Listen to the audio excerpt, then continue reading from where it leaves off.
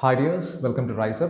അപ്പോൾ ഇന്ന് നമ്മൾ ഡിസ്കസ് ചെയ്യാൻ പോകുന്ന topic it is all about United Nations and its organs. Okay, principal organs. അപ്പോൾ യുണൈറ്റഡ് നേഷൻസ് ശരിക്കും ഈ വർഷം വളരെ വളരെ ഇമ്പോർട്ടൻ്റ് ആണ് because they are celebrating their 80th anniversary. അപ്പോൾ ആ ഒരു പെർസ്പെക്റ്റീവിൽ തീർച്ചയായിട്ടും യു എന്നിനെ കുറിച്ച് നമ്മൾ പഠിച്ചിരിക്കണം and we need to know about all the important organs related to United Nations. United നേഷൻസിനെ കുറിച്ച് പഠിക്കുകയാണെങ്കിൽ ശരിക്കും ഒരുപാട് കാര്യങ്ങൾ പറയേണ്ടതായിട്ടുണ്ട്. പക്ഷേ for the time being in this video I am discussing about the primary organs of United Nations. അപ്പോൾ ആ ഓർഗനൈസേഷൻ, ആ ഓർഗൻസിൻ്റെ ഇമ്പോർട്ടൻസ് എന്താണ്, അവരുടെ ആക്ടിവിറ്റീസ് എന്താണ്, ആരൊക്കെയാണ് ആ ഓർഗൻസിലെ മെമ്പേഴ്സ്, അതുപോലെ തന്നെ എന്തൊക്കെ കാര്യങ്ങളാണ് ആ ഓർഗൻസ് നടത്തുന്നത് എന്നാണ് നമ്മളിവിടെ ചെക്ക് ചെയ്യാൻ പോകുന്നത്. Okay, first of all let's have A brief introduction regarding United Nations. അപ്പോൾ യുണൈറ്റഡ് നേഷൻസ് എന്താണ്? It established in 1945 after world war II. അല്ലേ, നമ്മളിപ്പോൾ ഓൾറെഡി ഡിസ്കസ് ചെയ്ത് കഴിഞ്ഞു. നമ്മൾ ഇറാൻ്റെ പ്രോബ്ലംസ് ഡിസ്കസ് ചെയ്ത സമയത്ത് ഞാൻ അവിടെ പറഞ്ഞിരുന്നു യുണൈറ്റഡ് നേഷൻസിൻ്റെ ഇമ്പോർട്ടൻസ് എന്താണെന്ന് ലൈറ്റായിട്ടൊന്ന് പറഞ്ഞിട്ടുണ്ടായിരുന്നു അല്ലേ. അതായത് ആഫ്റ്റർ വേൾഡ് വാർ II നമ്മൾ ഓൾറെഡി വേൾഡ് വാർ IIൻ്റെ എഫക്റ്റ് നമ്മൾ കണ്ടതാണ്. ഒരുപാട് ആൾക്കാർ മരിക്കുകയുണ്ടായി and we saw the detonation of nuclear bomb in world war II. അപ്പോൾ ഇനി ഒരു വേൾഡ് വാർ III വന്നു കഴിഞ്ഞാൽ അതിൻ്റെ പ്രഹരം എന്ന് പറയുന്നത് തീർച്ചയായിട്ടും വേൾഡ് വാർ IIൻ്റെ ഒരു 20 ടൈംസോ 30 ടൈംസോ ഒക്കെ ആയിരിക്കും. ബിക്കോസ് വേൾഡ് വാർ IIൻ്റെ ടൈമിലുള്ള ന്യൂക്ലിയർ പവേഴ്സ് അല്ല ഇപ്പോൾ ഉള്ളത് അല്ലേ. We can see that majority, അതായത് ആ പറയുന്ന P5 നേഷൻസ് അല്ലാതെ അല്ലേ, അതായത് മീൻസ് അവരല്ലാതെ we can see that majority of the some other nations also having this nuclear powers. അപ്പോൾ ഒരു വേൾഡ് വാർ III വരികയാണെങ്കിൽ it is that world war III will be like അതിൻ്റെ ഇമ്പാക്റ്റ് എന്ന് പറയുന്നത് നമുക്ക് ചിന്തിക്കാൻ പോലും പറ്റാത്തതിനപ്പുറമായിരിക്കും. So V need to stop another war and we don't want another world war, right? ഇനി ഒരു വേൾഡ് വാർ വരാൻ പാടില്ല. സോ അതിന് വേണ്ടിയിട്ടാണ് ഇവർ ഇങ്ങനെ ഒരു ഓർഗനൈസേഷൻ ഫോം ചെയ്തത്. സോ ദാറ്റ് ഹാപ്പൻഡ് ഇൻ 1945 ലോകത്തുള്ള എല്ലാ രാജ്യങ്ങളും കൂടെ ഒരുമിച്ച് അല്ലേ. ഇനി എന്തെങ്കിലും പ്രശ്നം വരികയാണെങ്കിൽ നമുക്ക് ഈ ഒരു സഭയുടെ കീഴിൽ ഇരുന്ന് പറഞ്ഞ് സംസാരിച്ച് അതിനുള്ള ഒരു നമുക്കൊരു തീരുമാനം ഉണ്ടാക്കാം. അല്ലെങ്കിൽ we can make a decision making by sitting together, by having a proper discussion, by having a healthy discussion എന്ന പെർസ്പെക്റ്റീവിൽ തുടങ്ങിയ ഒരു ഓർഗനൈസേഷനാണ് യുണൈറ്റഡ് നേഷൻസ് എന്ന് പറയുന്നത്. ഓക്കെ, അപ്പോൾ ഇതുപോലൊരു ഓർഗനൈസേഷൻ വേൾഡ് വാർ I ശേഷം തുടങ്ങിയിട്ടുണ്ടായിരുന്നു. ഓക്കെ, പക്ഷേ ആ ഒരു ഓർഗനൈസേഷൻ ഫ്ലോപ്പായി പോയി. അപ്പോൾ അത് ഫ്ലോപ്പായി പോയതിൻ്റെ മെയിൻ റീസൺ എന്ന് പറയുന്നത് ബിക്കോസ് ഫസ്റ്റ് ഓഫ് ഓൾ അതിൽ USA എന്ന് പറയുന്ന ഒരാൾ മെമ്പർ അല്ലായിരുന്നു. ഓക്കെ, അപ്പോൾ ആ ഓർഗനൈസേഷൻ്റെ പേര് ലീഗ് ഓഫ് നേഷൻസ് എന്നായിരുന്നു, ലീഗ് ഓഫ് നേഷൻസ്. അപ്പോൾ ലീഗ് ഓഫ് നേഷൻസിൻ്റെയും ഒരു ഇമ്പോർട്ടൻസ് എന്ന് പറഞ്ഞു കഴിഞ്ഞാൽ V don't want another world വാർ, ഇനി ഒരു വേൾഡ് വാർ വേണ്ട എന്നുള്ള രീതിയിലായിരുന്നു ലീഗ് ഓഫ് നേഷൻസിൻ്റെ മീൻസ് അതിനുവേണ്ടി തുടങ്ങിയ ഒരു ഓർഗനൈസേഷൻ ആയിരുന്നു for proper negotiation between the countries if they have any kind of problem. But what happens is, ഞാൻ നേരത്തെ പറഞ്ഞതുപോലെ ഈ ഒരു ഓർഗനൈസേഷൻ ഫ്ലോപ്പ് ആവാനുള്ള one of the major reason because USA എന്ന് പറയുന്ന ഒരു പ്രോമിനന്റ് പവർ അതിൻ്റെ പാർട്ട് ആയിരുന്നില്ല. USA ലീഗ് ഓഫ് നേഷൻസിൽ ഇല്ലായിരുന്നു. പിന്നെ League of Nations failed to act according to the situation അനുസരിച്ച് ലീഗ് ഓഫ് നേഷൻസിന് ആക്ട് ചെയ്യാൻ പറ്റിയിരുന്നില്ല. അതുപോലെ തന്നെ league of Nation fail to stop the dictators like Adolf Hitler പോലുള്ള ഡിക്റ്റേറ്റേഴ്സിന്റെ ഗ്രോത്ത് ലീഗ് ഓഫ് നേഷനെ കൺട്രോൾ ചെയ്യാൻ പറ്റിയിരുന്നില്ല. ഓക്കെ, മിസോളിനി, പിന്നെ അതുപോലെ തന്നെ ജപ്പാന്റെ ഇൻവേഷൻസ്, അപ്പോൾ ഇതൊന്നും ലീഗ് ഓഫ് നേഷനെ കൺട്രോൾ ചെയ്യാൻ പറ്റിയിരുന്നില്ല. So that's why league of nation was an utter failure and that eventually lead to world war II. അതുകൊണ്ടാണ് വേൾഡ് വാർ II എന്ന് പറയുന്ന ഒരു സംഭവം ഉണ്ടാകുകയും ആൻഡ് ലീഗ് ഓഫ് നേഷൻസിൻ്റെ ഫെയിലിയർ കൊണ്ടാണ് വേൾഡ് വാർ II ഉണ്ടായത്. Okay, and now let's move on to our United Nations. അങ്ങനെ വേൾഡ് വാർ IIന് ശേഷം ഫോം ചെയ്ത വളരെ ഇമ്പോർട്ടൻ്റ് ആയിട്ടുള്ള ഒരു ഓർഗനൈസേഷനാണ് United Nations. So it's headquarters is in United Nations headquarters അതെവിടെയാണ്? അത് ന്യൂയോർക്കിലാണ്. Okay, it is in New York. അപ്പോൾ ഹെഡ് ക്വാർട്ടേഴ്സ് ന്യൂയോർക്കിലാണ്. So the purpose is actually to maintain peace, security and promote cooperation among the countries. Okay, and the international organization have 193 members and of course it established in 24th October 1945. അതായത് every 24th October we celebrate it as International UN Day and this organization working based on a charter. Okay, ഏതൊരു organisation ആണെങ്കിലും അതിനൊരു charter ഉണ്ടാവും, അതിന് കുറേ principles ഉണ്ടാവാം. അപ്പോൾ അങ്ങനെ ഒരു പ്രിൻസിപ്പൾ റിലേറ്റ് ചെയ്തിട്ടാണ് ഈ യുണൈറ്റഡ് നേഷൻസ് വർക്ക് ചെയ്യുന്നത്.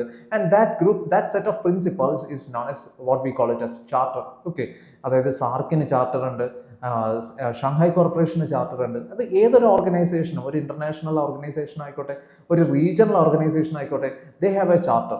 So likewise United Nations also have an a charter and that organization work according to this charter. Okay, charter relate ചെയ്തിട്ടാണ് ഈ ഒരു ഓർഗനൈസേഷൻ വർക്ക് ചെയ്യുന്നത്. അപ്പോൾ ഈ ചാർട്ടർ അനുസരിച്ച് യുഎന്നിന്റെ എല്ലാ ഓർഗൻസും വർക്ക് ചെയ്യുന്നതെന്ന് ചെക്ക് ചെയ്യുന്നത് UN സെക്രട്ടേറിയറ്റ് ആണ്. അത് നമ്മൾ ഡിസ്കസ് ചെയ്യും. ഓക്കെ, വരുന്ന സ്ലൈഡുകളിൽ നമ്മൾ ഡിസ്കസ് ചെയ്യും, അത് ഞാൻ അപ്പോൾ പറയാം.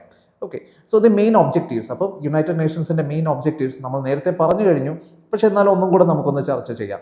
To maintain international peace and security, to promote human rights, to foster social and economic development and encourage international cooperation. Actually 1945 World War 2 ശേഷം നമുക്ക് കാണാൻ കഴിയും, ആ സമയത്ത് യൂറോപ്യൻ കോളനീസ് ആയിരുന്ന രാജ്യങ്ങൾ, especially in south Asia, east Asia and in the African region and in the Latin American region, ഈ പുതിയ പുതിയ രാജ്യങ്ങൾ ഇവിടെ ഫോം ചെയ്യുന്നതായിട്ട് നമുക്ക് കാണാൻ കഴിയും.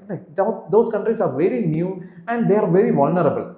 അപ്പോൾ പുതിയ ഒരു റൂളർ വരുന്ന സമയത്ത് പുതിയൊരു ഭരണാധികാരിക്ക് എന്ത് ചെയ്യണമെന്നറിയില്ല. അതുപോലെ തന്നെ ഈ രാജ്യങ്ങൾക്കെല്ലാം ഒരുപാട് സോഷ്യൽ പ്രോബ്ലംസ് അവർ ഫേസ് ചെയ്യുന്നുണ്ട്, ലൈക്ക് പട്ടിണി, ദാരിദ്ര്യം, അല്ലേ, അങ്ങനെയുള്ള ഒരുപാട് പ്രോബ്ലംസ് അവർ ഫേസ് ചെയ്യുന്നുണ്ട്. അതുപോലെ തന്നെ they are also facing some kind of communal issues face ചെയ്യുന്നുണ്ട്. അതുപോലെ there is a chance of invasion of these countries. അപ്പോൾ ഇങ്ങനെയുള്ള പ്രോബ്ലംസ് ഒക്കെ വരുന്ന മീൻസ് അതായത് കത്തി നിൽക്കുന്ന സമയത്താണ് ഈ UN പോലുള്ള ഒരു ഓർഗനൈസേഷൻ വരുന്നതും ഒരു പരിധി വരെ ഇങ്ങനെയുള്ള പ്രോബ്ലംസിന് സഹായമാവുകയും ചെയ്തത്. Okay, and United Nations in the involvement is very high, especially in the African regions and South Asian region, in order to take poverty. Okay, poverty alleviation United Nations in the role എന്ന് പറഞ്ഞാൽ വളരെ വളരെ important ആയിരുന്നു. African രാജ്യങ്ങളിൽ at that point of time 1945 തൊട്ട് ഒരു 2000s വരെ we can see that poverty is at high stake and United Nations properly worked in all those places to take out of people from the poverty situation. അതുപോലെ തന്നെ അവിടെ civil വാർ എന്ന് പറയുന്ന സാഹചര്യം ആഫ്രിക്കയിൽ നമുക്കറിയാം, സ്ഥിരം സിവിൽ വാറിന്റെ പ്രോബ്ലംസ് ഫേസ് ചെയ്യുന്ന ഒരു ഏരിയയാണ് ആഫ്രിക്കൻ കോണ്ടിനെന്റ് എന്ന് പറയുന്നത്. സോ ഒരു പരിധി വരെ ആഫ്രിക്കൻ കോണ്ടിനെന്റിനെ ഈ സിവിൽ വാറിൽ നിന്ന് സിവിൽ വാർ സിറ്റുവേഷനിൽ നിന്ന് മാറ്റി നിർത്താൻ യുണൈറ്റഡ് നേഷൻസ് UNന്റെ പീസ് കീപ്പിംഗ് ഫോഴ്സിലൂടെ കുറേയൊക്കെ അങ്ങനെയുള്ള ആക്ടിവിറ്റീസ് അവർ ആഫ്രിക്കൻ റീജിയനിൽ കണ്ടക്ട് ചെയ്തു. And UN also played a prominent role in order to stabilize certain regions in especially African റീജിയനിലും അതുപോലെ തന്നെ സൗത്ത് ഏഷ്യയിലും പല പ്രോബ്ലംസും സ്റ്റെബിലൈസ് ചെയ്യാൻ യുണൈറ്റഡ് നേഷൻസിന് കഴിഞ്ഞിട്ടുണ്ട്. പക്ഷേ എന്നിരുന്നാൽ തന്നെയും ഒരുപാട് നെഗറ്റീവ്സും യുണൈറ്റഡ് നേഷൻസിന് വന്നിട്ടുണ്ട്. ബിക്കോസ് അവർ കുറേ പ്രോബ്ലംസ് ഒതുക്കാൻ ശ്രമിച്ചെങ്കിലും മേജർ പ്രോബ്ലംസ് സ്റ്റിൽ യുണൈറ്റഡ് നേഷൻസിന്റെ ഇൻവോൾവ്മെന്റ് വന്നിട്ട് കൂടിയും അത് പ്രോബ്ലംസ് ആയി തന്നെ തുടരുന്നു. അതിന്റെ ബെസ്റ്റ് എക്സാമ്പിൾ ആണ് Israel Palestine issue and Jammu and Kashmir problem that's happening between India and Pakistan. Okay, അപ്പോൾ അങ്ങനെയുള്ള പ്രോബ്ലംസ്. ഓൾ റൈറ്റ്, അപ്പോൾ ദിസ് ഇസ് ആക്ച്വലി അപ്പോൾ നമ്മൾ മെയിൻ ഒബ്ജക്റ്റീവ്സ്, യുണൈറ്റഡ് നേഷൻസിന്റെ മെയിൻ ഒബ്ജക്റ്റീവ്സ് എന്തൊക്കെയാണെന്നുള്ളത് ഡിസ്കസ് ചെയ്ത് കഴിഞ്ഞു. Now let's discuss about the 6 principal organs of United Nations. അപ്പോൾ ഇവരാണ് ദ മേജർ ഓർഗൻസ് എന്ന് പറയുന്നത്. Okay, first one it is general assembly, then comes the Security Council, then comes the Economic and Social Council, then comes International Court of Justice, and the fifth one it is Secretariat, and finally the Trusteeship Council. ഇതിൽ trusteeship council at present ഇല്ല, അത് mid 1990s ആയപ്പോഴത്തേക്ക് അത് stop ചെയ്യേണ്ട സാഹചര്യം വന്നു. അതെന്താണെന്നുള്ളത് trusteeship council discuss ചെയ്യുമ്പോൾ നമുക്ക് പഠിക്കാം. First of all let's move on to the general assembly. എന്താണ് യുണൈറ്റഡ് നേഷൻസിന്റെ general assembly and what are its activities എന്നുള്ളത് നമുക്ക് ഡിസ്കസ് ചെയ്യാം. So the United Nations in the General Assembly, it's actually the main deliberative body of United Nations. All 193 countries and its members sit together and each have one vote. അപ്പോൾ United നേഷൻസിന്റെ major decisions, major discussions നടക്കുന്നത് ഈ general അസംബ്ലിയിലാണ്. ഈ 193 member രാജ്യങ്ങളും അവരുടെ റെപ്രസെന്റേറ്റീവ്സിനെ ഈ general അസംബ്ലിയിലേക്ക് പറഞ്ഞു വിടുകയും അവർ അവിടെ ഇരുന്നിട്ട് അവരുടെ പ്രോബ്ലംസ് ഫോർ ഫ്രണ്ടിൽ വന്ന് അവിടെ ഒരു പോഡിയം ഉണ്ട്, ആ പോഡിയത്തിന്റെ ഫ്രണ്ടിൽ വന്ന് അവർ ഡിസ്കസ് ചെയ്യുകയും അങ്ങനെ ഡിസ്കസ് ചെയ്ത് അതിന് ഒരു പ്രോപ്പർ സൊല്യൂഷൻ കണ്ടെത്തുകയും വോട്ടിങ്ങിലൂടെ ഒരു പ്രോപ്പർ സൊല്യൂഷൻ കണ്ടെത്താനും ശ്രമിക്കുന്ന ഒരു ആക്ടിവിറ്റിയാണ് യുണൈറ്റഡ് നേഷൻസ് ജനറൽ അസംബ്ലിയിൽ നടക്കുന്നത്. ആൻഡ് എല്ലാ കൺട്രീസും majority of the countries actively participate in this general assembly. General അസംബ്ലിയിലാണ് പല പല പ്രശ്നങ്ങൾ ഉന്നയിക്കുന്നതും ആൻഡ് പല പല നാടകീയ രംഗങ്ങളും നമ്മൾ കണ്ടിട്ടുണ്ട് അല്ലേ ജനറൽ അസംബ്ലിയിൽ. When Gaddafi attended this general assembly. ഗദ്ദാഫിയുടെ സ്പീച്ച് അല്ലേ, ജനറൽ അസംബ്ലിയിൽ അദ്ദേഹത്തിൻ്റെ സ്പീച്ച് ഇപ്പോഴും ഭയങ്കര ഫേമസ് ആണ്. നിങ്ങളത് യൂട്യൂബിൽ നോക്കിയാൽ കാണാൻ കഴിയും. How he took this general assembly, ആ ഒരു speech. Okay, I'm not saying in a positive വേയിലല്ല, നിങ്ങളത് ജസ്റ്റ് ഒന്ന് കണ്ടു നോക്കുക യൂട്യൂബിൽ. ഓക്കെ, അതുപോലെ തന്നെ ജനറൽ അസംബ്ലിയിൽ വളരെ പ്രോമിനൻ്റ് ആയിട്ടുള്ള speeches. Okay, it's very very important. And general അസംബ്ലിയിൽ നമുക്ക് ഇന്ന ലാംഗ്വേജിൽ തന്നെ, ഇംഗ്ലീഷിൽ തന്നെ സംസാരിക്കണം എന്നില്ല. Actually you can talk in any language. Okay, അതിന് ആ ഒരു ടൈമിൽ തന്നെ ഉള്ള ട്രാൻസ്ലേറ്റേഴ്സ് അവിടെ അവൈലബിൾ ആണ്. അപ്പോൾ നിങ്ങൾ suppose if you are a representative to United Nations from India and you only know Malayalam, okay, അല്ലെങ്കിൽ നിങ്ങൾക്ക് ഹിന്ദി അറിയാവുള്ളൂ. സോ അപ്പോൾ അവിടെ ചെന്ന് നിങ്ങൾ സംസാരിക്കുന്ന സമയത്ത് ഹിന്ദിയിൽ സംസാരിക്കുകയാണെങ്കിൽ then there will be live translators will be there, and ആ സമയത്ത് ഈ പറയുന്ന പോലെ ഹിന്ദി അറിഞ്ഞൂടാത്ത മെമ്പേഴ്സ് ആരെങ്കിലും ആ സദസ്സിലുണ്ടെങ്കിൽ they will take a ഒരു ഹെഡ്ഫോൺ വെച്ചിട്ട് നിങ്ങളുടെ സ്പീച്ച് അവർ കറക്റ്റ് അതേ ട്രാൻസ്ലേഷൻ അതേ അർത്ഥത്തോടു കൂടി തന്നെ അവർ കേൾക്കുന്നതായിരിക്കും. And in their own language. Maybe the language will be English or Portuguese. ഓക്കെ, അവർ കുറേ ലാംഗ്വേജ് സെറ്റ് ചെയ്തിട്ടുണ്ടാവും. ഇഷ്ടമുള്ള ലാംഗ്വേജ് നിങ്ങൾക്ക് ചൂസ് ചെയ്യാം. ഓക്കെ, ആക്ച്വലി ഈ ഒരു ടെക്നോളജി വന്നത് ന്യൂറംബർഗ് ട്രയലിൻ്റെ സമയത്താണ്. Back in 1945, 1945 World war II end ചെയ്ത ടൈമിൽ ഈ നാസീസിനെ ട്രയൽ ചെയ്യാൻ വേണ്ടിയിട്ട് ഫോം ചെയ്ത ഒരു സെറ്റപ്പാണ് ന്യൂറംബർഗ് ട്രയൽ എന്ന് പറയുന്നത്. ന്യൂറംബർഗ് എന്ന് പറയുന്ന ജർമ്മനിയിലെ ഒരു സിറ്റിയിൽ ഫോം ചെയ്ത ഒരു കോർട്ട് റൂമാണ്. ഓക്കെ, അതായത് ഈ അലൈസിൻ്റെ മീൻസ് അവരാണല്ലോ ജയിച്ചത്. അപ്പോൾ അവരുടെ ഇമ്പോർട്ടൻ്റ് ആയിട്ടുള്ള ജൂറിസ്റ്റുകൾ വന്ന് മീൻസ് ഈ നാസീസിനെ ട്രയൽ ചെയ്യുന്നു for the war crimes they had done. Okay, അപ്പോൾ അങ്ങനെ മീൻസ് ആ ന്യൂറംബർഗ് ട്രയലിലാണ് ആദ്യം ഇത് പരീക്ഷിക്കുന്നത്, ഈ ലൈവ് ആയിട്ടുള്ള ട്രാൻസ്ലേഷൻ. ആൻഡ് ഫൈനലി അത് സക്സസ് ആവുകയും ചെയ്തു. ആൻഡ് അത് യുണൈറ്റഡ് നേഷൻസിലും അത് ഇംപ്ലിമെൻറ്റ് ചെയ്തു. All right. Okay, so the functions to discuss the global issues and approve UN budget and elect non permanent members of United Nations Security Council. Okay, അപ്പോൾ ഇവിടെ ഈ വോട്ടിംഗ് എന്ന് പറഞ്ഞ സ്ഥിതിക്ക് എനിക്കൊരു കാര്യം പറയാനുള്ളത്, ആക്ച്വലി 2 ടൈപ്പ് ഓഫ് വോട്ടിംഗ് ഉണ്ട് ഇവിടെ. അതായത് ഒരു voting happens in 2 types of voting ഉണ്ട്. ഒന്ന് വോട്ടിംഗ് ഫോർ സിമ്പിൾ മെജോറിറ്റി, അതായത് ഈ പറയുന്ന പോലെ ടോട്ടൽ മെമ്പേഴ്സിൻ്റെ പ്ലസ് അതിൻ്റെ 50% plus 1, that is actually simple majority. പിന്നെ അതുപോലെ തന്നെ അബ്സല്യൂട്ട് മെജോറിറ്റി, അതായത് 2/3 ഓഫ് മെമ്പേഴ്സ് വോട്ട് ചെയ്യുന്നതാണ് absolute majority. And it depends upon the situation, അതായത് എന്ത് കാര്യമാണ് മുന്നോട്ട് വെക്കുന്നത്. അതായത് UN ജനറൽ അസംബ്ലിയിൽ ഏതെങ്കിലും ഇമ്പോർട്ടൻ്റ് ആയിട്ടുള്ള ഒരു റെസൊല്യൂഷൻ പാസ്സാക്കാൻ വേണ്ടിയിട്ടാണ് വരുന്നെങ്കിൽ അതിന് ഒരുപക്ഷെ 2/3 ഓഫ് മെജോറിറ്റി വേണ്ടി വരും. അങ്ങനെ ഒരു സാഹചര്യം ഉണ്ടെങ്കിൽ അവർ അബ്സല്യൂട്ട് മെജോറിറ്റിക്ക് പോകും. അതല്ലെങ്കിൽ സിമ്പിൾ മെജോറിറ്റി എന്നുള്ളൊരു പെർസ്പെക്റ്റീവിലായിരിക്കും കാര്യങ്ങൾ കൈകാര്യം ചെയ്യുന്നത്. ഓക്കെ, അത് ഞാൻ ജസ്റ്റ് ഒന്ന് പറഞ്ഞു എന്നേ ഉള്ളൂ. അങ്ങനെ സിമ്പിൾ മെജോറിറ്റിയും അബ്സല്യൂട്ട് മെജോറിറ്റിയും എവിടെയുണ്ട്? യുണൈറ്റഡ് നേഷൻസ് ജനറൽ അസംബ്ലിയിലുണ്ട്. ഓക്കെ, അങ്ങനെ ഒരു വോട്ടിംഗ് അവിടെയുണ്ട്. And they also elect non-permanent members of United Nations Security Council. UN Security Council എന്താണെന്നുള്ളത് അടുത്ത സ്ലൈഡിൽ നമ്മൾ ഡിസ്കസ് ചെയ്യുന്നതായിരിക്കും. Okay, so here you can see Annalena Baerbock of Germany. She is actually the president of 80th session of United Nations General Assembly. She was elected to lead the assembly for 1-year term, that is 2025 to 2026, focusing on reforming United Nations, strengthening multilateralism and commemorating the UN's 80th anniversary. അപ്പോൾ ഞാൻ നേരത്തെ പറഞ്ഞു 80th anniversary ആണ് United നേഷൻസിൻ്റെ. അപ്പോൾ examination point of വ്യൂവിൽ United Nations it is very very important. So you should go through all the important topics regarding United Nations. Okay, അപ്പോൾ Annalena Baerbock.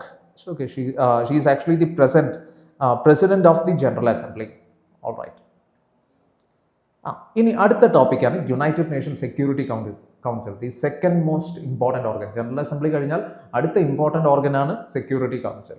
So security council രണ്ടാമത്തെ important organ ആണെന്ന് പറഞ്ഞാലും നമുക്ക് പറയാൻ കഴിയും that's actually the most powerful organ of United Nations body.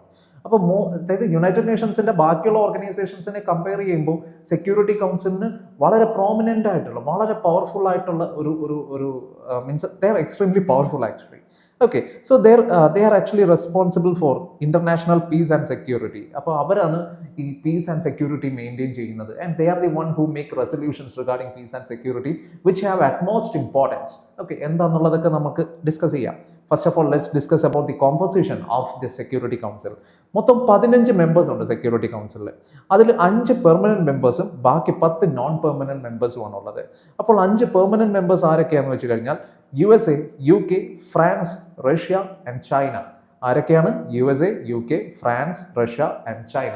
So they are actually the permanent members. ആ പേരിൽ പറയുന്നത് പോലെ തന്നെ ഇവർ ഒരിക്കലും മാറത്തില്ല, ഇവർ സ്ഥിരം മെമ്പേഴ്സ് ആണ്. ഈ പെർമനന്റ് മെമ്പേഴ്സിന്റെ മറ്റൊരു പ്രത്യേകത എന്ന് പറഞ്ഞു കഴിഞ്ഞാൽ they have the power to vote veto. അവർക്ക് വീറ്റോ ചെയ്യാനുള്ള പവർ ഉണ്ട്. Okay, veto means what? To stand against a certain resolution. Suppose ഒരു റെസൊല്യൂഷൻ യുണൈറ്റഡ് നേഷൻ സെക്യൂരിറ്റി കൗൺസിലിൽ കൊണ്ടുവന്നു കഴിഞ്ഞാൽ ഈ രാജ്യങ്ങളിൽ ഏതെങ്കിലും ഒരു രാജ്യം അതിന് ഒപ്പോസീവായിട്ട് വോട്ട് ചെയ്ത് കഴിഞ്ഞാൽ ആ റെസൊല്യൂഷൻ പാസ്സാകത്തില്ല. ഓക്കെ, സോ അതാണ് ഈ വീറ്റോ പവർ എന്ന് പറയുന്നത്. ഓക്കെ, ഏതെങ്കിലും ഒരാൾ അതിനെ വീറ്റോ ചെയ്താൽ മതി. ആക്ച്വലി 1945 യുണൈറ്റഡ് നേഷൻസ് ഉണ്ടായ ടൈമിൽ സെക്യൂരിറ്റി കൗൺസിലിലേക്ക് മെമ്പേഴ്സ്, പെർമനന്റ് മെമ്പേഴ്സിനെ സെറ്റ് ചെയ്യുമ്പോൾ of course first of all they selected all those persons who actually won the war. അതായത് വേൾഡ് വാർ 2 ജയിച്ച എല്ലാവരെയും നിങ്ങൾക്ക് ഇവിടെ കാണാൻ കഴിയും. ഓക്കെ, ചൈന എന്ന് പറയുന്ന ആളെ മാറ്റി നിർത്തി കഴിഞ്ഞാൽ USA, UK, France and Russia, they von the war and they become the part of security council. അപ്പോൾ അത് ഇവർ എങ്ങനെയാണ് സെക്യൂരിറ്റി കൗൺസിലെ പെർമനന്റ് മെമ്പറിനെ സെറ്റ് ചെയ്തതെന്ന് വെച്ച് കഴിഞ്ഞാൽ ആദ്യം യുദ്ധത്തിന്റെ ആ അലൈസിൽ നിന്ന് ഇമ്പോർട്ടൻ്റ് ആയിട്ടുള്ള 4 ആൾക്കാരെ സെറ്റ് ചെയ്തു. അപ്പോൾ മീൻസ് അതായത് എല്ലാ കോണ്ടിനെന്റിൽ നിന്നും മെമ്പേഴ്സ് വേണമല്ലോ. അപ്പോൾ അമേരിക്കൻ കോണ്ടിനെന്റിൽ നിന്ന് USA വന്നു. ആൻഡ് അതുപോലെ തന്നെ യൂറോപ്യൻ യൂണിയനിൽ നിന്നാണ് ഏറ്റവും കൂടുതൽ മെമ്പേഴ്സ് വരുന്നത്. You can see UK and France. And Eurasian റീജിയനിൽ നിന്ന് റഷ്യ വന്നു. പിന്നെ ഏഷ്യൻ റീജിയനിൽ നിന്ന് ഒരാൾ വേണം. അപ്പോൾ ആ പോയിന്റ്, ആ ഒരു സമയത്ത് ഇന്ത്യക്കായിരുന്നു ശരിക്കും യുണൈറ്റഡ് നേഷൻ സെക്യൂരിറ്റി കൗൺസിലിലെ ഒരു പെർമനന്റ് മെമ്പർഷിപ്പ് സ്ഥാനം വെച്ചിരുന്നത്. പക്ഷേ ഇന്ത്യ ആ ടൈമിൽ അത് ചൈനയ്ക്ക് കൊടുക്കുകയായിരുന്നു. And finally China become the permanent member of United Nation security council. And ഇന്ത്യയുടെ ഈ ഒരു entry to the United Nation security council counter ചെയ്യുന്നത് ഇപ്പൊ ചൈനയാണ്. മനസ്സിലായില്ലേ? സോ അതൊരു ഒരു ഭയങ്കരമായിട്ടുള്ളൊരു വിരോധാഭാസം നമുക്ക് വേണമെങ്കിൽ പറയാം അല്ലേ? All right. അപ്പോൾ ഇതാണ് 5 പെർമനന്റ് മെമ്പേഴ്സ്. ഓക്കെ, നൗ ഇനി അടുത്തത് ഈ പറയുന്ന പോലെ 10 നോൺ പെർമനന്റ് മെമ്പേഴ്സ് ആണ്. അപ്പോൾ ആരൊക്കെയാണ് ഈ 10 നോൺ പെർമനന്റ് മെമ്പേഴ്സ്? അപ്പോൾ ആരൊക്കെയാണ് എന്ന് ഡിസ്കസ് ചെയ്യുന്നതിന് മുന്നേ എന്താണ് ഈ നോൺ പെർമനന്റ് മെമ്പേഴ്സ് എന്നുള്ളത് നമ്മൾ ചർച്ച ചെയ്യേണ്ടിയിരിക്കുന്നു. അപ്പോൾ ഞാൻ നേരത്തെ പറഞ്ഞതുപോലെ 15 മെമ്പേഴ്സ് ഉള്ളതിൽ അവർ 5 പേര് പെർമനന്റ് ആണ്, അവർക്ക് വീറ്റോ പവർ ഉണ്ട്. അപ്പോൾ തീർച്ചയായിട്ടും വീറ്റോ പവർ ഇല്ലാത്ത ബാക്കി 10 മെമ്പേഴ്സ് ആണ് നോൺ പെർമനന്റ് മെമ്പേഴ്സ് എന്ന് പറയുന്നത്. സോ ഈ നോൺ പെർമനന്റ് മെമ്പേഴ്സ് എല്ലാ 2 വർഷം കൂടുമ്പോഴും ഇങ്ങനെ റൊട്ടേറ്റ് ചെയ്തുകൊണ്ടിരിക്കും. ഓക്കെ, അപ്പോൾ എല്ലാ 2 വർഷം കൂടുമ്പോഴും റൊട്ടേറ്റ് ചെയ്യും എന്ന് വെച്ച് കഴിഞ്ഞാൽ ഒരിക്കലും ഇവരുടെ സീറ്റ് വേക്കൻ്റ് ആവില്ല. ഓക്കെ, അതായത് 10 നോൺ പെർമനന്റ് മെമ്പേഴ്സ് ഉണ്ടെങ്കിൽ നമുക്ക് കാണാൻ കഴിയും 5 മെമ്പേഴ്സ് വെച്ച് ഇങ്ങനെ മാറിക്കൊണ്ടിരിക്കും. മനസ്സിലായില്ലേ? ഒരു 5 മെമ്പർ, ഇപ്പോൾ ഉദാഹരണത്തിന് ഇവിടെ കണ്ടോ 2025 മെമ്പേഴ്സാണ് ഇവിടെ പറഞ്ഞിരിക്കുന്നത്. വേണ്ടേ, ഈ ഒരു ഇവിടെ പറഞ്ഞിരിക്കുന്നത് ഇത്രയും 2025 മെമ്പേഴ്സാണ്. ലുക്ക് ചെയ്യുക. So Algeria, okay, Guyana, Sierra Leone, South Korea, Slovenia, Panama, Pakistan, Denmark, Greece and Somalia. ഇത് 2026 മെമ്പേഴ്സാണ്. അപ്പോൾ ഇതിൽ കുറേ മെമ്പേഴ്സിന്റെ ടേം 2025 കഴിഞ്ഞു. 5 മെമ്പേഴ്സിന്റെ, കുറേ മെമ്പേഴ്സ് എന്ന് പറയുമ്പോൾ എക്സാക്ട്ലി 5 മെമ്പേഴ്സിന്റെ. അപ്പോൾ 2026 വരുമ്പോൾ ഈ ഗ്രൂപ്പിൽ നിന്ന് ആരൊക്കെ നിൽക്കുന്നുണ്ട്? വേണ്ടേ, നോക്കിക്കേ, ഡെൻമാർക്ക് ഉണ്ട്, ഗ്രീസ് ഉണ്ട്, പാകിസ്ഥാൻ ഉണ്ട്, സൊമാലിയ ഉണ്ട്, and one more person is there. ആരായിരുന്നു? പനാമ. ഓക്കെ, അപ്പോൾ ഇവർ 5 പേരും നിലനിൽക്കുന്നു. അപ്പോൾ മീൻസ് ബാക്കി 2027 വരെ ടെന്യൂർ ഉള്ള ആൾക്കാരാണ് ബാക്കി എല്ലാവരും. Bahrain, Colombia, Democratic Republic of Congo, Latvia, Liberia. അപ്പോൾ ഓരോ വർഷം കഴിയുമ്പോഴും ഇതിൽ നിന്ന് 5 പേര് മാറി മാറി നിൽക്കും. പക്ഷെ നിങ്ങൾ ഒരു മെമ്പറിനെ നോക്കിക്കഴിഞ്ഞാൽ അവർക്ക് എത്ര വർഷം കാലാവധിയുണ്ട്? 2 വർഷം കാലാവധിയുണ്ട്. നമ്മുടെ രാജ്യസഭയിലെ മെമ്പേഴ്സ് വന്നു പോകത്തില്ലേ? അതേപോലെ തന്നെ. ഓക്കെ, അപ്പോൾ ഇവിടെ ഒരു മെമ്പറിന് 2 വർഷം കാലാവധിയുണ്ട്. ഓക്കെ, അപ്പോൾ എല്ലാ 5 വർഷം കൂടുമ്പോഴും ഈ പറയുന്ന പോലെ 5 പേരിങ്ങനെ ഷിഫ്റ്റ് ചെയ്തുകൊണ്ടിരിക്കും. അപ്പോൾ ഒരിക്കലും ഈ നോൺ പെർമനന്റ് മെമ്പേഴ്സിന്റെ ഗ്രൂപ്പ് എന്താകത്തില്ല? എം ടി ആകത്തില്ല. 5 പേര് എന്തായാലും അവിടെ സ്റ്റേബിൾ ആയിട്ട് ഉണ്ടാകും. Okay, all right. സോ ഇനി എന്തിനാണ് ഈ നോൺ പെർമനന്റ് മെമ്പേഴ്സിനെ കൂടെ കൊണ്ടുവന്നതെന്ന് വെച്ചാൽ in order to build regional balance. അതായത് ആഫ്രിക്ക, ഏഷ്യ, ലാറ്റിൻ അമേരിക്കൻ രാജ്യങ്ങളിൽ നിന്നൊക്കെയാണ് കൂടുതലും ഈ നോൺ പെർമനന്റ് മെമ്പേഴ്സിനെ ഇതിലേക്ക് ഇൻക്ലൂഡ് ചെയ്യപ്പെടുന്നത്. മീൻസ് അതായത് ആ ഒരു റീജിയണൽ ബാലൻസ് ബിൽഡ് ചെയ്യാൻ വേണ്ടിയിട്ട് എല്ലാ ഏരിയയിൽ നിന്നുള്ള മെമ്പേഴ്സും ഈ സെക്യൂരിറ്റി കൗൺസിലിന്റെ ഭാഗമാകാൻ വേണ്ടിയിട്ട്, എല്ലാ കോണ്ടിനെന്റിൽ നിന്നുള്ള മെമ്പേഴ്സ് ഈ സെക്യൂരിറ്റി കൗൺസിലിന്റെ ഭാഗമാകാൻ വേണ്ടിയിട്ടാണ് അവരിങ്ങനെ ചെയ്യുന്നത്. Okay, they can vote on resolutions. അവർക്ക് റെസൊല്യൂഷൻസ് വോട്ട് ചെയ്യാം. And but they don't have the power to veto ചെയ്യാനുള്ള പവർ ഇല്ല. Okay, and of course they can also become the president. Okay, അവർക്ക് പ്രസിഡന്റ് ആകാനുള്ള ഒരു സാഹചര്യവും ഉണ്ട്. ആർക്ക്? ഈ പറയുന്ന പോലെ യുണൈറ്റഡ് നേഷൻ സെക്യൂരിറ്റി കൗൺസിലിന്റെ പ്രസിഡന്റ്ഷിപ്പ് ആകാൻ ഈ പറയുന്ന നോൺ മെമ്പേഴ്സിനും മീൻസ് അവർക്കും ചാൻസ് ഉണ്ട്. ഓക്കെ, ഇനി അടുത്ത ഡിസ്കസ് ചെയ്യുമ്പോൾ ഒരു മീൻസ് അതായത് that's all about security council. Security കൗൺസിലിൽ വളരെ ഇമ്പോർട്ടൻ്റ് ആയിട്ടുള്ള കാര്യങ്ങൾ ചർച്ച ചെയ്തു. എന്തൊക്കെയാണ് ഇമ്പോർട്ടൻറ്റ് പോയിന്റ്സ് നമുക്കറിയാം. 5 പെർമനൻറ്റ് മെമ്പേഴ്സ് ഉണ്ട്, 10 നോൺ പെർമനൻറ്റ് മെമ്പേഴ്സ് ഉണ്ട്. അപ്പോൾ പെർമനൻറ്റ് മെമ്പേഴ്സ് ആരൊക്കെയാണെന്ന് നിങ്ങൾക്കറിയാം അല്ലേ? ആരൊക്കെയാണ്? USA, UK, France, Russia and China. Okay, and they are permanent and they have the right to veto. അവർക്ക് വീറ്റോ ചെയ്യാനുള്ള പവർ ഉണ്ട്. വീറ്റോ എന്താണെന്നുള്ളത് ഞാൻ ഡിസ്കസ് ചെയ്ത് കഴിഞ്ഞു. ഒരു റെസൊല്യൂഷൻ അവരുടെ മുന്നിലേക്ക് കൊണ്ടുവരികയാണെങ്കിൽ and if anyone is opposing that resolution, അവർ അതിന് എഗൻസ്റ്റ് വോട്ട് ചെയ്യുകയാണെങ്കിൽ and that against vote is known as veto. അപ്പോൾ അവരതിനെ വീറ്റോ ചെയ്യുകയാണെങ്കിൽ ആ റെസൊല്യൂഷൻ എന്താകത്തില്ല? പാസ്സാകത്തില്ല. ഓക്കെ, പിന്നെ 10 നോൺ പെർമനൻറ്റ് മെമ്പേഴ്സ് ഉണ്ട്. അപ്പോൾ ഈ 10 നോൺ പെർമനൻറ്റ് മെമ്പേഴ്സിനെ എങ്ങനെയാണ്? It's actually they are having A 2-year tenure. എല്ലാ 2 വർഷം കൂടുമ്പോഴും ഇവരിങ്ങനെ മാറിക്കൊണ്ടിരിക്കും. അപ്പോൾ അത് മാറുന്നത് മീൻസ് എങ്ങനെയാണെന്ന് വെച്ച് കഴിഞ്ഞാൽ ലൈക്ക് ഒരു സെറ്റ് ഓഫ് ആൾക്കാർ മാറിയിട്ട് അല്ലേ, അതായത് മൊത്തം 10 പേരുണ്ടെങ്കിൽ അതിൽ 5 പേര് എപ്പോഴും അവിടെ തന്നെ ഉണ്ടാവും അല്ലേ. അതായത് മീൻസ് അവരുടെ ടെന്യൂർ അങ്ങനെ ഷഫിൾ ചെയ്തായിരിക്കും പോകുന്നത്. ഓക്കെ, 5 പേര് ഇപ്പം 2025 ജോയിൻ ചെയ്തു, അവരിറങ്ങുന്നത് 2027 ഓക്കെ, പിന്നെ പക്ഷേ 2025 ഒരു റിമൈനിങ് 5 പേരുണ്ടാവും, അവർ 2026 ഇറങ്ങുന്നവരുണ്ടാവും. So likewise. ഇനി മറ്റൊരു ഇമ്പോർട്ടൻ്റ് ആയിട്ടുള്ള ഒരു കാര്യം കൂടെ എനിക്ക് പറയാനുണ്ട്. അതായത് ഇന്ത്യ യുണൈറ്റഡ് നേഷൻ സെക്യൂരിറ്റി കൗൺസിലെ പ്രസിഡൻഷ്യൽഷിപ്പ് ഉണ്ടായിരുന്നു ബാക്ക് ഇൻ 2021. അപ്പോൾ ആ സമയത്ത് നിങ്ങൾക്ക് എല്ലാവർക്കും അറിയാം, one of the major event that was happening in middle east. അതായത് ജിയോ പൊളിറ്റിക്സിൽ വളരെ ഇമ്പോർട്ടൻ്റ് ആയിട്ടുള്ള ഒരു ആക്ടിവിറ്റി, ഒരു ഈവന്റ് നടക്കുകയായിരുന്നു. അത് എക്സാക്ട്ലി മിഡിൽ ഈസ്റ്റ് എന്ന് പറയാൻ പറ്റത്തില്ല, നമുക്ക് ഈ പറയുന്ന പോലെ അതായത് സെൻട്രൽ ഏഷ്യൻ്റെ സൗത്ത് സെൻട്രൽ ഏഷ്യൻ റീജിയൻ എന്ന് പറയാം. That's actually the emergence of Taliban in the region. അതായത് താലിബാൻ ഈ പറയുന്ന പോലെ അഫ്ഗാനിസ്ഥാൻ ടേക്ക് ഓവർ ചെയ്ത ഒരു വർഷമായിരുന്നു 2021. അപ്പോൾ ആ വർഷം ഓഗസ്റ്റിൽ India becomes the president of United Nation security council. അപ്പോൾ ആ ടൈമിൽ ഇന്ത്യ കൊണ്ടുവന്ന ഒരു റെസൊല്യൂഷനെ കുറിച്ച് നിങ്ങൾ മനസ്സിലാക്കണം. That is the resolution 2593. Okay, 2593 അതാണ് ഇന്ത്യ കൊണ്ടുവന്ന റെസൊല്യൂഷൻ. ഓക്കെ, അപ്പോൾ ഇത് ഞാൻ ജസ്റ്റ് ഒന്ന് പറഞ്ഞു എന്നേ ഉള്ളൂ. 2021 ഓഗസ്റ്റിലായിരുന്നു ഇന്ത്യ പ്രസിഡൻഷിപ്പ് ഏറ്റെടുത്തത്. Okay, and they had bought a resolution 2593. ഈ റെസൊല്യൂഷൻ 2593 എന്തിനെ റിലേറ്റ് ചെയ്തതെന്ന് വെച്ച് കഴിഞ്ഞാൽ it's related to the region of Afghanistan എന്ന് പറഞ്ഞ റീജിയനെ റിലേറ്റ് ചെയ്തിട്ടാണ് ഈ റെസൊല്യൂഷൻ. ഓക്കെ, അപ്പോൾ അതും കൂടെ നിങ്ങളൊന്ന് മനസ്സിലാക്കിയിരിക്കുക. ഓൾ റൈറ്റ്, ഇനി അടുത്ത ഓർഗനിലേക്ക് പോവാം. So the next organ it is economic and social council. Okay, ECO, SOC, economic and social council. So എന്താണ് എക്കണോമിക് ആൻഡ് സോഷ്യൽ കൗൺസിൽ എന്ന് പറയുന്ന ആ ഓർഗൻ്റെ ആക്ടിവിറ്റീസ്? അതാണ് നമ്മൾ ഇനി ഡിസ്കസ് ചെയ്യാൻ പോകുന്നത്. So they coordinates economic, social and എൻവയോൺമെന്റൽ വർക്ക്. അപ്പോൾ ഞാൻ നേരത്തെ പറഞ്ഞു യുണൈറ്റഡ് നേഷൻസിൽ ഒരുപാട് വേറെയും കുറേ സബ് ഓർഗൻസ് ഉണ്ട് അല്ലേ. നിങ്ങൾ യുനിസെഫിനെ കുറിച്ച് കേട്ടിട്ടുണ്ടാവും, അതുപോലെ UNHCR കുറിച്ച് കേട്ടിട്ടുണ്ടാവും, അതുപോലെ യുനെസ്കോനെ കുറിച്ച് കേട്ടിട്ടുണ്ടാകും. സോ ഓൾ ദീസ് ഓർഗൻസ്, ആ സബ് ഓർഗൻസും അവരുടെ ആക്ടിവിറ്റീസും ഒക്കെ കൺട്രോൾ ചെയ്യുന്നത് it is actually economic and social കൗൺസിലാണ്. Okay, they are actually looking after all these sub organs of United Nations. Okay, അപ്പോൾ ഇതിൽ 54 മെമ്പേഴ്സ് ഉണ്ട്. 54 മെമ്പേഴ്സ് എല്ലാ 3 വർഷവും 3-year ടേംസിലും ഇതിലേക്ക് എലക്ട് ചെയ്യപ്പെടും. ഓക്കെ, ഞാൻ നേരത്തെ പറഞ്ഞതുപോലെ ഈ ഓർഗൻസിലെ മെമ്പേഴ്സ് ഒന്നും ഒരിക്കലും MD ആവാൻ പാടില്ല, നമ്മുടെ ലോക്സഭയിലെ പോലെ.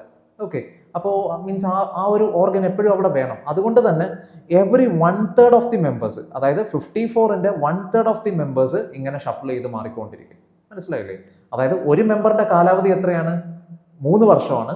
പക്ഷെ നമ്മുടെ രാജ്യസഭയിലെ പോലെ ഇവിടെ ഈ പറയുന്നത് പോലെ 1/3 ഓഫ് ദി മെമ്പേഴ്സ് ഇങ്ങനെ മാറിക്കൊണ്ടിരിക്കും. ഓക്കെ, അത് എന്തിനു വേണ്ടിയിട്ടാണ്? ആ ഓർഗന്റെ മെമ്പേഴ്സ് ഒരിക്കലും 0 ആയി പോവാതിരിക്കാൻ വേണ്ടിയിട്ട്. ഓക്കെ, ഒരു ദിവസം കൊണ്ട് ആ ഒരു ഓർഗനൈസേഷനെ കംപ്ലീറ്റ് എന്ത് ചെയ്യത്തില്ല, ഡിസോൾവ് ആകില്ല. ഓക്കെ, അത് സെക്യൂരിറ്റി കൗൺസിലും ഡിസോൾവ് ആകാതിരിക്കാൻ വേണ്ടിയിട്ടാണ് അവരങ്ങനെ ചെയ്യുന്നത്. ആൻഡ് ഇവിടെയും അത് തന്നെ, എക്കണോമിക് ആൻഡ് സോഷ്യൽ കൗൺസിലും ഈ 54 മെമ്പേഴ്സ് അടങ്ങിയിരിക്കുന്ന ഈ ഒരു ഓർഗൻ ഒരിക്കലും ഡിസോൾവ് ആകരുത്.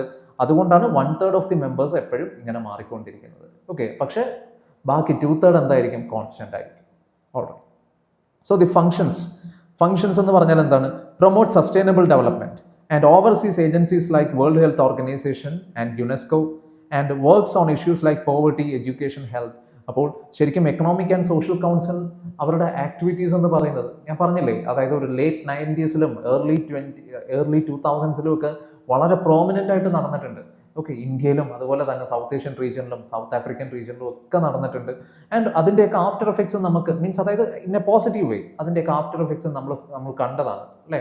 പോസിറ്റീവ് വേയിൽ നമ്മളത് കണ്ടതാണ്. ലൈക്ക് ഈ പറയുന്ന പോലെ ഒരുപാട് ഡിസീസസിനുള്ള മെഡിസിൻസ് അവർക്ക് കണ്ടെത്താൻ പറ്റി. അതുപോലെ തന്നെ ഒരുപാട് ഡിസീസസ് ഈ ലോകത്തു നിന്ന് തന്നെ ഇല്ലാണ്ടാക്കാൻ പറ്റി. Okay, and still they are researching on certain medicines. And Covid വന്ന സമയത്ത് 2021 വേൾഡ് ഹെൽത്ത് ഓർഗനൈസേഷൻ വളരെ പ്രോമിനൻ്റ് ആയിട്ട് അവർ വർക്ക് ചെയ്തു. ഓഫ് കോഴ്സ് അതിൽ ചെറിയ കുറച്ച് പ്രോബ്ലംസ് ഒക്കെ ഉണ്ടായിരുന്നു, but still they manage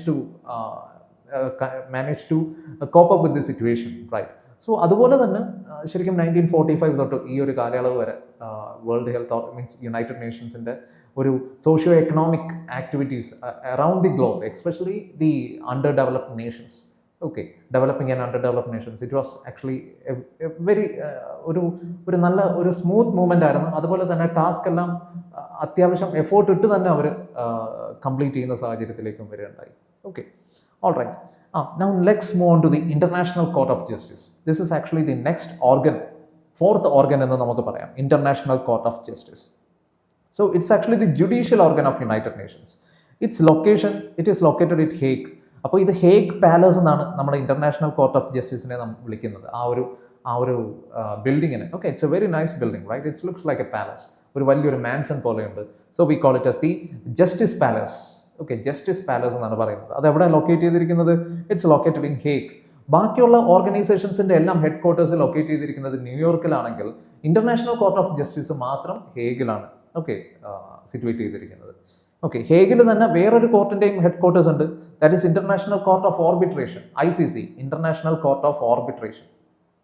okay, അപ്പോൾ അതും നിങ്ങളൊന്ന് മനസ്സിലാക്കേണ്ടതായിട്ടുണ്ട്. ICC ഒരിക്കലും UN-ന്റെ ഭാഗമല്ല, ഓക്കെ, UN-ന്റെ ഭാഗമല്ല, പക്ഷേ UN-ഉമായിട്ട് അവർ ഒരുമിച്ച് വർക്ക് ചെയ്യാറുണ്ട്. അതിൻ്റെ ഡിഫറൻസ് എന്താണെന്നുള്ളത് ഞാൻ പറഞ്ഞു തരാം. പക്ഷെ നമുക്ക് ആദ്യം ഇന്റർനാഷണൽ കോർട്ട് ഓഫ് ജസ്റ്റിസ് എന്താണെന്നുള്ളതൊന്ന് ഡിസ്കസ് ചെയ്തിട്ട് നമുക്ക് അതിലേക്ക് പോകാം. Okay, so it's actually the judicial organ of United Nations located in Hague. Functions എന്താണ്? Settle disputes between countries and giving legal opinion. അപ്പോൾ ഈ സെറ്റിൽസ് ഡിസ്പ്യൂട്ട് ബിറ്റ്വീൻ കൺട്രീസ് എന്ന് പറയുമ്പോൾ വളരെ വേഗമായിട്ടുള്ള ഒരു സ്റ്റേറ്റ്മെന്റ് ആയി പോയത്. അത് സ്പെസിഫിക് ആയിട്ട് നിങ്ങൾ മനസ്സിലാക്കേണ്ടിയിരിക്കുന്നു. അതായത് ഈ നമ്മുടെ ഇന്റർനാഷണൽ കോർട്ട് ഓഫ് ജസ്റ്റിസിൽ രണ്ട് പാർട്ടീസ് വരികയാണ് അവരുടെ ഒരു പ്രോബ്ലം സോൾവ് ചെയ്യാൻ വേണ്ടിയിട്ട്. മേ ബി അത് ബോർഡർ റിലേറ്റ് ചെയ്തിട്ടായിരിക്കാം, അല്ലെങ്കിൽ വേറെ എന്തെങ്കിലും കാര്യങ്ങളായിരിക്കാം. അപ്പോൾ മെയിനായിട്ട് അത് നിങ്ങൾ മനസ്സിലാക്കണം, നോർമലി സിവിൽ കേസ് മാതിരിയുള്ള കേസുകളാണ് ഇവർ ഹാൻഡിൽ ചെയ്യുന്നത്. ഓക്കെ, അതായത് ക്രിമിനൽ ചാർജസും വരുന്നത് ഉണ്ട്, പക്ഷെ ഈ രാജ്യങ്ങൾ തമ്മിലുള്ള പ്രശ്നങ്ങൾ, എസ്പെഷ്യലി ബോർഡർ റിലേറ്റ് ചെയ്തിട്ടുള്ള പ്രോബ്ലംസ്, അതുപോലെ ലാൻഡ് അക്വിസേഷൻ റിലേറ്റ് ചെയ്തിട്ടുള്ള ഇഷ്യൂസ്, അങ്ങനെയൊക്കെയുള്ള പ്രോബ്ലംസ് ആണ് ഇവർ കൂടുതലും ഹാൻഡിൽ ചെയ്യുന്നത്. അപ്പോൾ ഇതിൽ ഫസ്റ്റ് ഓഫ് ഓൾ ഈ നമ്മൾ യുണൈറ്റഡ് നേഷൻസിന്റെ മെമ്പേഴ്സ് ആയിട്ടുള്ള ഈ 193 രാജ്യങ്ങളും ഓട്ടോമാറ്റിക്കായിട്ട് ICGയുടെ മെമ്പേഴ്സാണ്, ഇന്റർനാഷണൽ കോർട്ട് ഓഫ് ജസ്റ്റിസ് ആണ്. ഓക്കെ, ജസ്റ്റിസിന്റെ മെമ്പേഴ്സ് ആണ്. അതുപോലെ തന്നെ ഇവരുടെ റെസല്യൂഷൻസ് എന്ന് പറയുന്നത് പാർട്ടീസിന്, മെമ്പർ പാർട്ടീസിന്, അതായത് ഇതിൽ മെമ്പേഴ്സ് ആയിട്ടുള്ളവരിൽ ബൈൻഡിങ് ആണ്. മനസ്സിലായില്ലേ? ഇപ്പോൾ 2 മെമ്പേഴ്സ് ഉണ്ട്, അവർ ICJയിൽ ഒരു കേസ് കൊണ്ടുവന്നു. അപ്പോൾ ആ കേസിന് ഒരു തീർപ്പ് വന്നു. അതിൽ ഈ പറയുന്ന പോലെ ഒരു പാർട്ടിക്ക് എഗെയിൻസ്റ്റ് ആയിട്ടാണ് ആ ഒരു ജഡ്ജ്മെന്റ് വന്നെങ്കിൽ തീർച്ചയായിട്ടും ആ ജഡ്ജ്മെന്റ് ആ പാർട്ടി അക്സെപ്റ്റ് ചെയ്തേ പറ്റത്തുള്ളൂ. Okay, because it is binding in nature. In case അത് അക്സെപ്റ്റ് ചെയ്തില്ല എന്നുണ്ടെങ്കിൽ ICJ ഇതിന് യുണൈറ്റഡ് നേഷൻ സെക്യൂരിറ്റി കൗൺസിലിനെ ഇതിലേക്ക് ഇൻവോൾവ് ആക്കും. അപ്പോൾ സെക്യൂരിറ്റി കൗൺസിൽ ഇൻവോൾവ് ആയി കഴിഞ്ഞാൽ ആ രാജ്യത്തിന് എഗെയിൻസ്റ്റ് ആയിട്ട് ഒരു റെസല്യൂഷൻ പാസ് ആക്കി കഴിഞ്ഞാൽ, if security council pass A resolution against that country, ആ രാജ്യത്തിന് മുകളിൽ സാങ്ഷൻസ് ഇമ്പോസ് ആവും, എക്കണോമിക് സാങ്ഷൻസ് ഇമ്പോസ് ആവും. അങ്ങനെ സാങ്ഷൻസ് ഇമ്പോസ് ആയാൽ ഇറാന്റെ അവസ്ഥ അറിയാമല്ലോ, അതുപോലെ പണിയുണ്ട്. ഓക്കെ, അതുകൊണ്ട് തന്നെ ഇന്റർനാഷണൽ കോർട്ട് ഓഫ് ജസ്റ്റിസിന്റെ ആക്ടിവിറ്റീസ്, ഓക്കെ, അതായത് അവരുടെ ജഡ്ജ്മെന്റ് ഈ പറയുന്ന പോലെ മെമ്പേഴ്സ്, അതായത് യുണൈറ്റഡ് നേഷൻസിന്റെ മെമ്പേഴ്സ് ആരൊക്കെയാണോ അവരെല്ലാം അക്സെപ്റ്റ് ചെയ്യണം. അത് ബൈൻഡിങ് ആണ്. ഇൻ കേസ് ഈ പറയുന്ന ഒപ്പോസിംഗ് പാർട്ടി, അതായത് 2 പേര് തമ്മിലായിരിക്കുമല്ലോ കേസ് വരുന്നത്, അതിൽ ICJയുടെ മീൻസ് ഈ പറയുന്ന പോലെ ജഡ്ജ്മെന്റ് അക്സെപ്റ്റ് ചെയ്യാത്ത പാർട്ടി ഉണ്ടെന്നുണ്ടെങ്കിൽ ആ ഒരു സിറ്റുവേഷൻ സെക്യൂരിറ്റി കൗൺസിലിൽ വന്നു കഴിഞ്ഞാൽ അവർക്കെതിരെ എന്തുണ്ടാവാൻ സാധ്യതയുണ്ട്? ഈ പറയുന്ന പോലെ സാങ്ഷൻസ്, അതായത് ആദ്യം ഒരു റെസൊല്യൂഷൻ അവർക്കെതിരെ പാസ് ചെയ്യും, എന്നിട്ട് അത് ഒരു സാങ്ഷൻ ആവാൻ സാധ്യതയുണ്ട്. ഓക്കെ, അപ്പോൾ ICJ it is very very important body.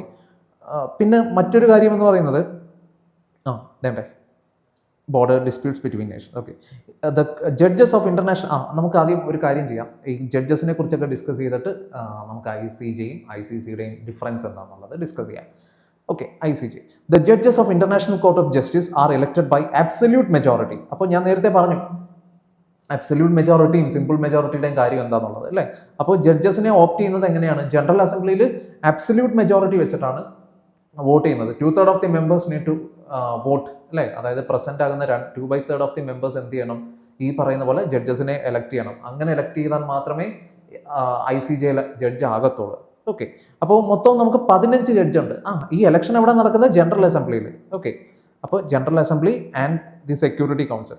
Actually ഈ ജഡ്ജസിനെ എങ്ങനെയാണ് സെലക്ട് ചെയ്യുന്നതെന്ന് വെച്ച് കഴിഞ്ഞാൽ ആദ്യം ഇവർ മീൻസ് സെക്യൂരിറ്റി കൗൺസിൽ ജനറൽ അസംബ്ലിയിൽ ലിസ്റ്റ് അവതരിപ്പിക്കും. അതിൽ 15 പേരെ സെലക്ട് ചെയ്യും. എന്നിട്ട് അത് സെക്യൂരിറ്റി കൗൺസിലിലേക്ക് വരും. സെക്യൂരിറ്റി കൗൺസിൽ എന്ത് ചെയ്യണം? അത് അക്സെപ്റ്റ് ചെയ്യണം. മനസ്സിലായില്ലേ?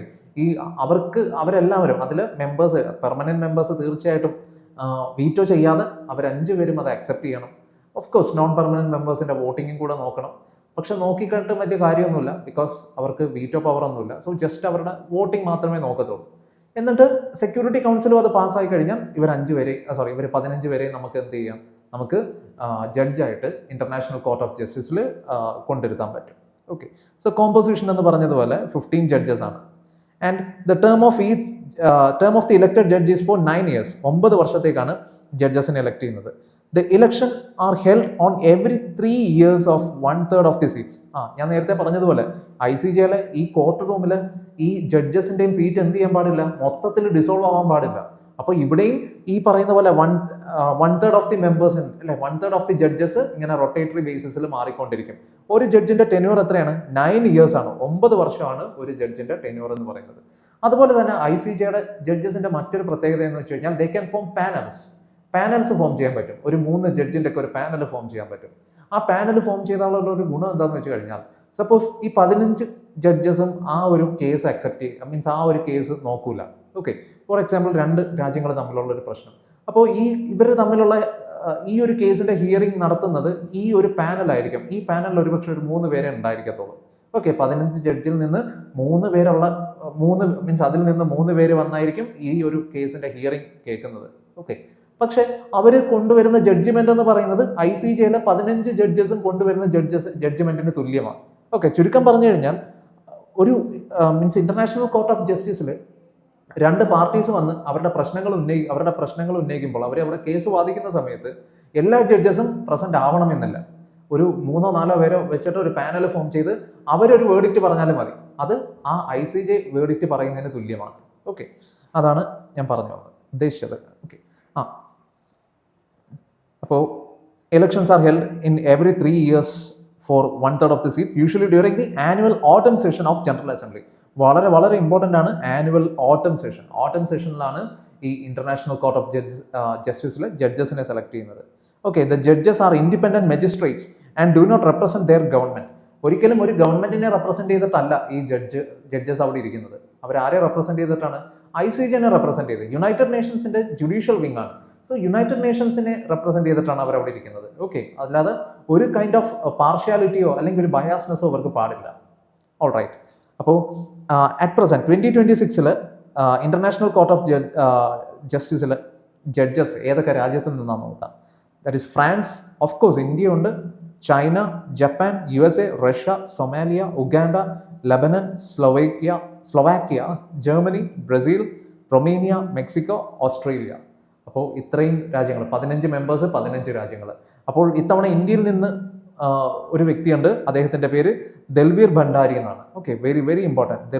ദൽവീർ Bhandari, he is actually a judge to the international court of justice for the year, one of the judge of international court of justice for the year 2026. Okay, വളരെ important ആയിട്ടുള്ള ഒരു point ആണത്.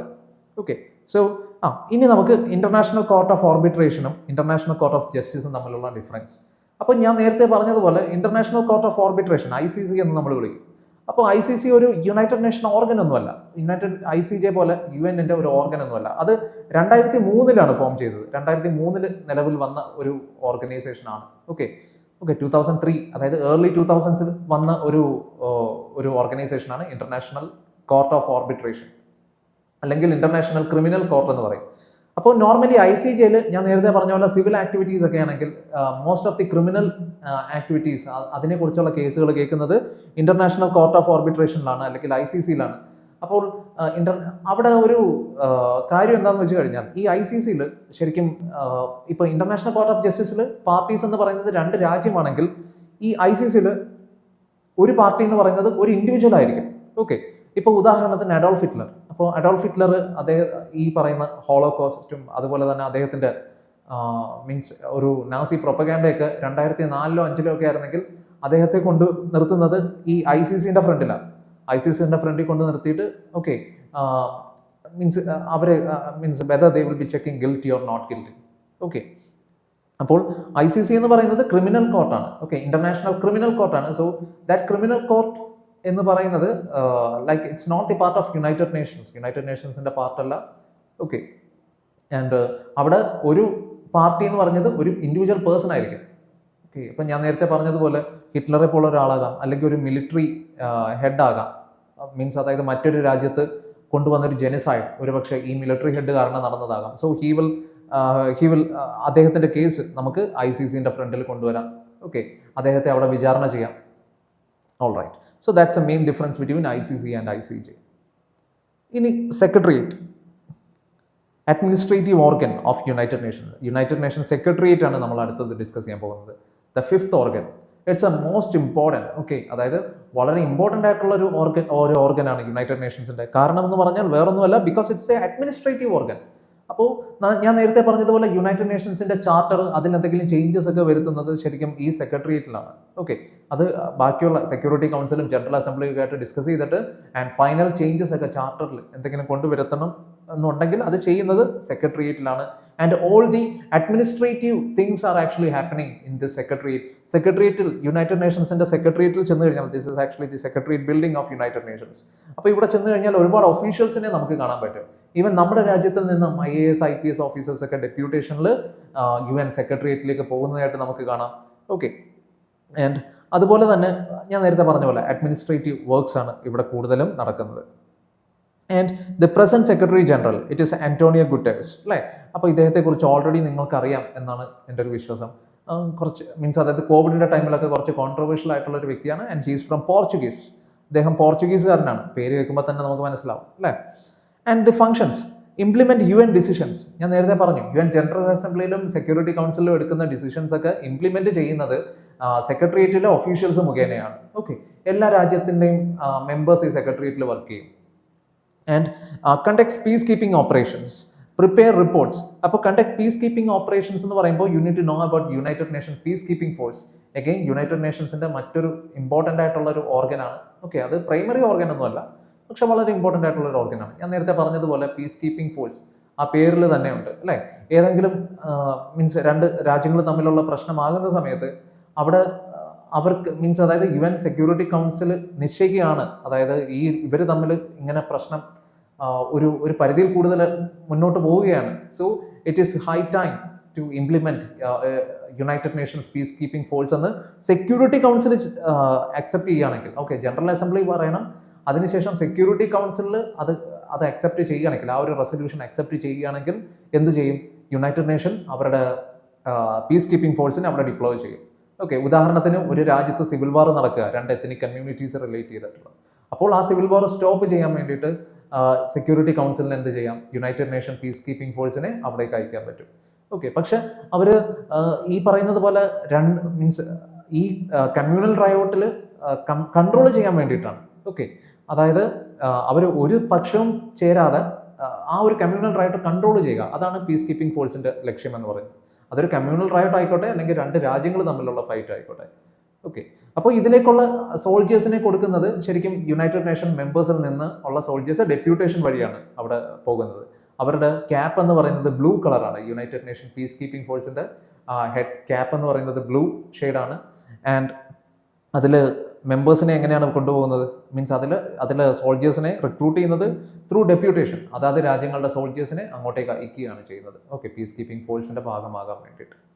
All right, അപ്പോൾ ഞാൻ നേരത്തെ പറഞ്ഞതുപോലെ means ഒരു രാജ്യത്ത് ഇവർ വെറുതെ പോയിട്ട് UN പീസ് കീപ്പിംഗ് ഫോഴ്സിനെ ഡിപ്ലോയ് ചെയ്യത്തില്ല, മറിച്ച് അവരെങ്ങനെയാണ് ഡിപ്ലോയ് ചെയ്യുന്നത്? സെക്യൂരിറ്റി കൗൺസിലിൻ്റെ മീൻസ് ആ ഒരു വോട്ടിംഗ് വേണം. ഏതെങ്കിലും ഒരാൾ സെക്യൂരിറ്റി കൗൺസിൽ മെമ്പർ വീറ്റോ ചെയ്ത് കഴിഞ്ഞാൽ പീസ് കീപ്പിംഗ് ഫോഴ്സിനെ അവിടെ ഇംപ്ലിമെൻറ്റ് ചെയ്യാൻ പറ്റത്തില്ല. അപ്പോൾ മെയിനായിട്ട് പീസ് കീപ്പിംഗ് ഫോഴ്സ് അവിടുത്തെ ആ രാജ്യം, ആ ഒരു പ്ലേസ് സ്റ്റെബിലൈസ് ചെയ്യാനും അതുപോലെ തന്നെ അവിടുത്തെ മിലീഷ്യാസിൻ്റെ കയ്യിൽ നിന്നൊക്കെ വെപ്പൺസ് വാങ്ങിച്ചില്ലേ അവരെ ഡിസാം ചെയ്യാനും ഒക്കെയാണ് ഈ പീസ് കീപ്പിംഗ് ഫോഴ്സ് മെയിനായിട്ട് അവിടെ മീൻസ് അവരുടെ ആക്ടിവിറ്റി എന്ന് പറയും. അതുപോലെ തന്നെ search and rescue operations conduct ചെയ്യാനും വേണ്ടിയിട്ടൊക്കെ പീസ് കീപ്പിംഗ് ഫോഴ്സ് പോകാറുണ്ട്. ഓക്കെ, ആൻഡ് അപ്പോൾ ദാറ്റ്സ് ഓൾ അബൌട്ട് നമ്മുടെ secretariat. The security council recommends ഇനി അടുത്തത് സെക്രട്ടറി ജനറലിനെ സെലക്ട് ചെയ്യുന്ന കാര്യം അവർ പറഞ്ഞേക്കുന്നത്. The security council recommends A candidate, A process that requires unanimous support from its 5 permanent members, China, France, Russia, UK and US. അപ്പോൾ security council നമ്മുടെ secretary ജനറലിനെ എങ്ങനെയാണ് select ചെയ്യുന്നത്? അത് സെക്യൂരിറ്റി കൗൺസിലാണ് സെലക്ട് ചെയ്യുന്നത്. ഓക്കെ, ജനറൽ അസംബ്ലി അല്ല, security കൗൺസിലാണ്. Security council ഒരു list of ആൾക്കാരെ വെക്കും, എന്നിട്ട് അതിൽ നിന്ന് ഒരാളെ സെലക്ട് ചെയ്യുമ്പോൾ 5 പേരും 5 പെർമനന്റ് മെമ്പേഴ്സും ഒരുപോലെ വോട്ട് ചെയ്യണം, അവരെ സപ്പോർട്ട് ചെയ്യണം. അങ്ങനെയുള്ള ഒരാളെ മാത്രമേ എന്ത് ചെയ്യാൻ പറ്റത്തുള്ളൂ? സെക്രട്ടറി ജനറൽ ആയിട്ട് സെലക്ട് ചെയ്യാൻ പറ്റത്തുള്ളൂ. ഓക്കെ, സോ അങ്ങനെ വന്നതാണ് Antonio Guterres. And the formal അപ്പോയിൻമെന്റ്